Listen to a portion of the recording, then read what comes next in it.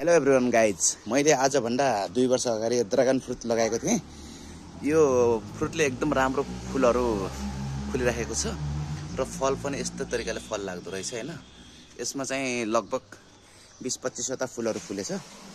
अब पोहोर साल पनि 35-36 वटा जति केरा फल्यो। अहिले पनि राम्रै फुल्दैछ। यस्तो हुन्छ गाइजहरु, राम्रो सुसार हुनुपर्छ ड्रागन फ्रुटलाई। जस राम्रै फल दिँदो रहेछ है। मैले कौशीमा लगाएको खेती हो, यो कौशी खेती हो। यसरी मैले लगाएको छु हेर्नुस्।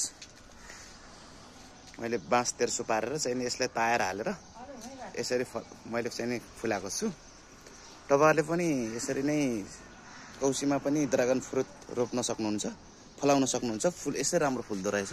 यो अझै ठुलो फुल छ हैन। यो अहिले चाहिँ यसको फुल जम्मा एक दिन मात्रै चाहिँ सफल हुन्छ। त्यसपछि यसको चाहिँ यो ओइलिएर जान्छ। यो जस्तै आज यो यस्तो छ भने भोलि चाहिँ नि यो यस्तो हुन्छ हैन। पर्सि चाहिँ नि ओइलिएर यो खतम भइसक्छ। यो त्यस्तो रहेछ यसको फुल हैन।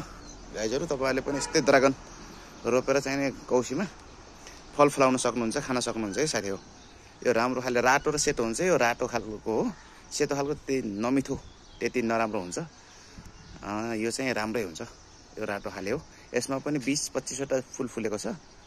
यो नयाँ बुट्टा भएको भएर अलिक फुल्न सुरु गरेको छैन। अब यो फुल्छ होला सायद।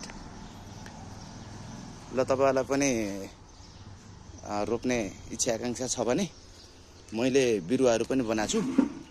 बिरुवाहरू पनि मैले तपाईहरुलाई उपलब्ध गराउँला।